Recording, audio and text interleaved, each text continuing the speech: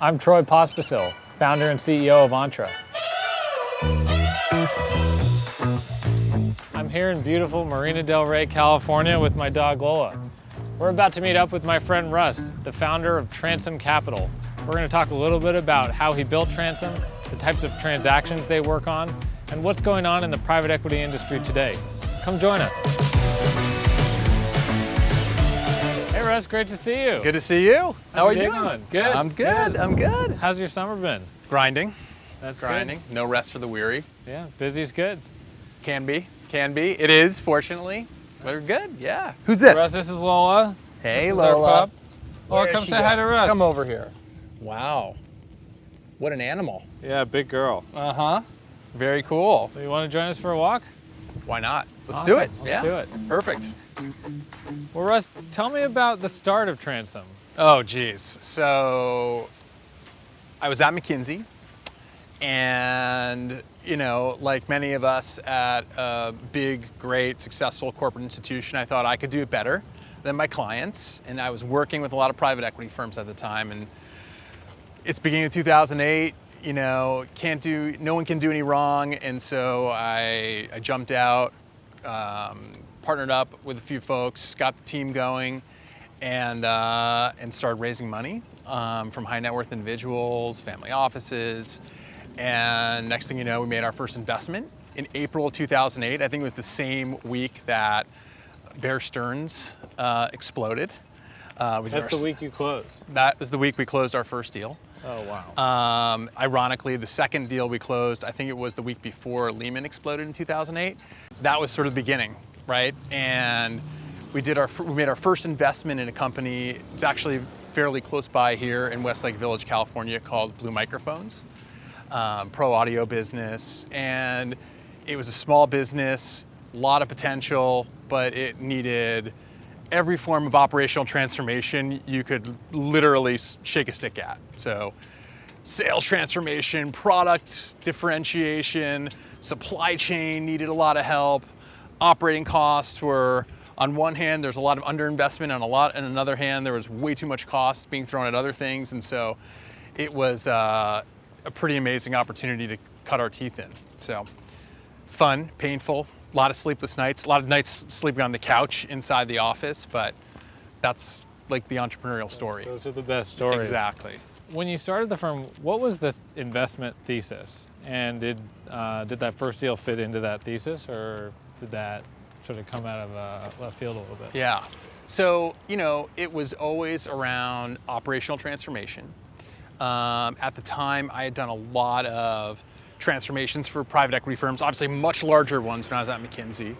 And I had a little bit of a specialization in consumer products as well. And so this first investment that we made, Blue, it was sort of a great sort of like combination of all those things. And so it was always about transformation. It's just a matter of, you know, what the nature of that transformation is. Is it a top line? Is it supply chain? You know, could be a variety of different things. So it's always been about that for the last 15 years. So that's great. And as a first-time fund with no real track record to speak of, other than obviously being a partner at McKinsey, yeah. How did you go about sourcing that first deal?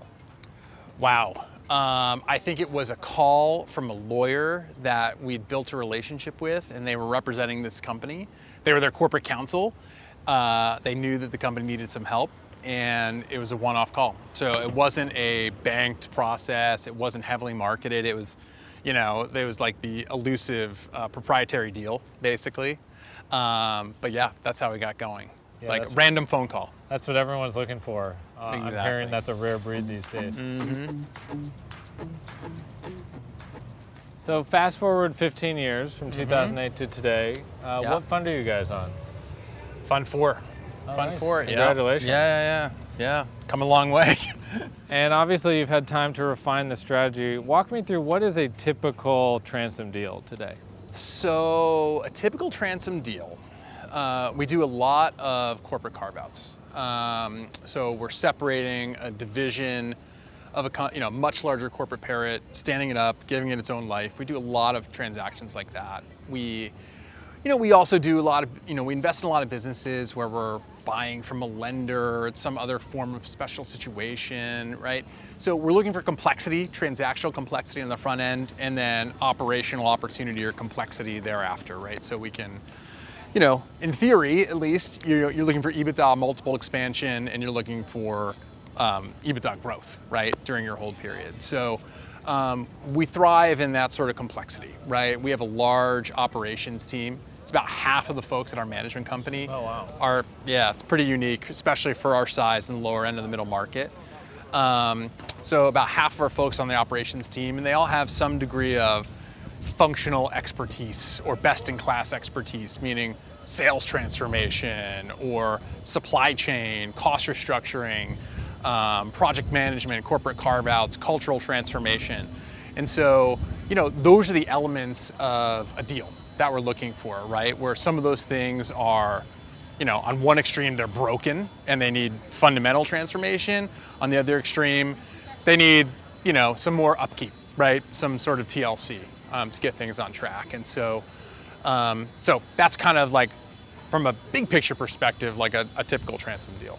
And what's a great recent example of a Transom deal that really emulates what you guys do? Yeah. So a couple months ago, we carved out a division of Bose Corporation. So, everybody knows Bose. They make great audio products, but they had a division of their business that was focused on B2B customers, right? So they're selling large installed packages of audio, video, speaker systems to houses of worship, retailers, restaurants, right? Places where audio is absolutely critical for the infrastructure. So we basically bought that division and carved it out of Bose. And so it was the only sort of what I'll call non-consumer facing piece of the Bose business, and now it's ours. And what are you guys looking to do with the newly formed company? Well, there's a lot. One of the first things that we did is a cost reduction, right? So we just kind of like right-sized the overall operational, OpEx footprint of the business. Right now, we're spending a lot of time in Asia, inside the supply chain, looking at new suppliers, doing a lot of value engineering against existing products, trying to take cost out, make them more efficient. And at the same time, there's been lots and lots of conversation over the last several years over in the consumer electronics supply chain, not enough semiconductors, shortages, right? This company suffered from that as well. And so we've been very fortunate that we've had some relationships we could use to leverage, getting more semiconductors and fulfilling a lot of unmet demand. And so we've owned the business for 4 or 5 months. We've seen material sales growth. We've seen gross margin improvement. So off to a good start. But those are Not wasting any time. No. I mean, that's one of the big benefits of having that insourced operations team, right? Is the accountability, the urgency. It's unparalleled having it all part of your business as opposed to outsourcing it using 1099ers or consultants or otherwise. So, yeah. Nice, congrats. So it's fun. Sounds like a great new platform. God willing.